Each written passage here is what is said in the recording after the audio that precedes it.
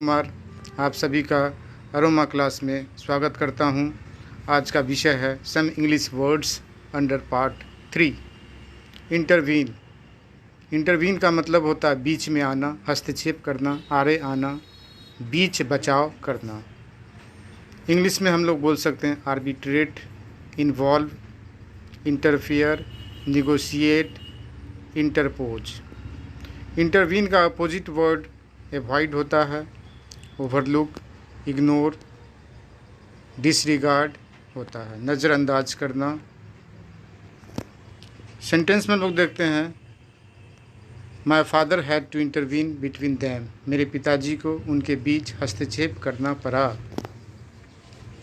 Amicable adjective word है जिसका हिंदी होता है सौहार्दपूर्ण, मित्रतापूर्ण, दोस्ताना।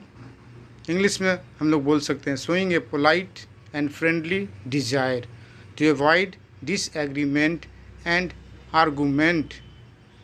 दूसरा वर्ड होता है harmonious, peaceful, symbiotic, tolerant, affable, gracious, Vineet, दयालु, कृपापूर्ण, मिलनसार, सुशील। ये सारे अर्थ इसके अंतर्गत आते हैं। अब हम लोग चलते हैं ग्रेसियस एडजेक्टिव वर्ड जिसका मीनिंग होता है हम्बल, काइंड, काइंड हार्टेड, दयालु, कृपापूर्ण। इसका अपोजिट वर्ड होता है rude. Sita is a very gracious women. Sita is a very gracious women. Sita बहुत दयालु महिला है। ग्रेसियस का हिंदी अर्थ और भी है, जैसे आरामदेह, दयाशील, रमणीय, दयामय, अनुकूल। नाइस हम लोग इसको बोल सकते हैं। सेंटेंस में हम लोग इसको देखते हैं both parties hope to reach an amicable settlement. दूसरा वाक्य देखते हैं she was always a very affable and free spoken young lady. Affable का हम लोग सेंटेंस बनाया है she was always a very affable and free spoken young lady. अब हम लोग चलते हैं हम्बल। हम्बल एडजेक्टिव वर्ड है, सबमिसिव इसका सिनोनिम्स मीक। इसका अपोजिट वर्ड प्राउड होता है। हम्बल को हिंदी में हम लोग नम्र, विनीत, सविनय कहते हैं। आगे हम लोग चलते हैं इनकरेज वर्ब है जिसका मीनिंग एडवोकेट होता है टू गिव होप, सपोर्ट और कॉन्फिडेंस टू somebody।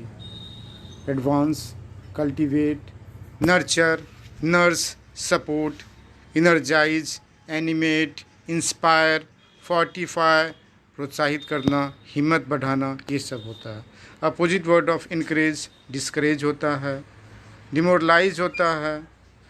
सेंटेंस में हम लोग इसको देखते हैं our teacher always encourages us to learn science. हमारे शिक्षक हमें विज्ञान सीखने या पढ़ने के लिए प्रोत्साहित करते हैं। Undergo next word undergo verb गुजरना, झेलना, भुगतना, suffer, sustain, experience, to have a difficult or unpleasant experience. Sentence में लोग देखते हैं she underwent a 3 hour operation in the hospital. All candidates have to undergo a written test. सभी उम्मीदवारों को लिखित परीक्षा से गुजरना पड़ता है। नेक्स्ट वर्ड इफेक्ट वर्ब प्रभावित होना, प्रभावित करना, प्रभाव डालना, असर डालना। इंग्लिश में हम लोग बोल सकते हैं influence. Difference between effect and effect, EFFECT effect और AFFECT effect। AFFECT effect is a verb, means to influence। EFFECT effect is a noun word, an effect, a positive effect or a negative effect। Effect is used as a verb, means to bring something about, but in uncommon use। desperate बेताब, आशाहीन, निराश। He is desperate for a teacher, वो शिक्षक होने के लिए बेताब है। Next हम लोग चलते हैं आगे। डेस्परेट एडजेक्टिव वर्ड है जिसका मीनिंग होपलेस होता है। They are desperate for earning, वो कमाने के लिए बेताब है। इसका एक अलग मीनिंग क्रिटिकल भी होता है मेडिकल साइंस में।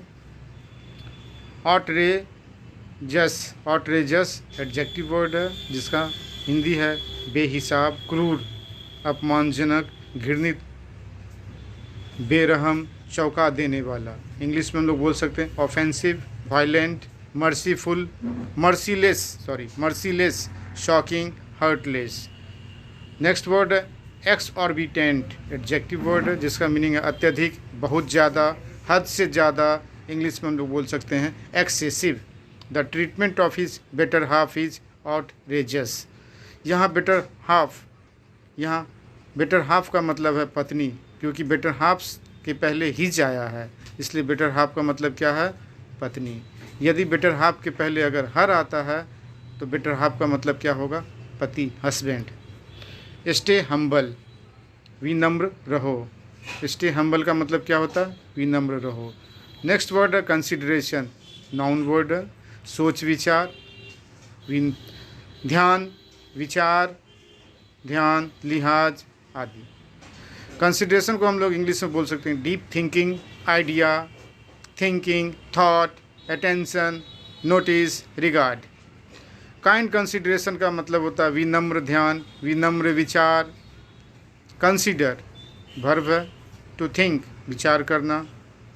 कंसिडरेट विचारशील, थॉटफुल, रेशनल समझदार, क्लियर साइटेड जिसको हम लोग बोलते हैं अंडरस्टैंडिंग, डिस्क्रीट, अटेंटिव। आज यहीं तक और आगे नेक्स्ट वीडियो में। इसी के साथ आप सभी का धन्यवाद।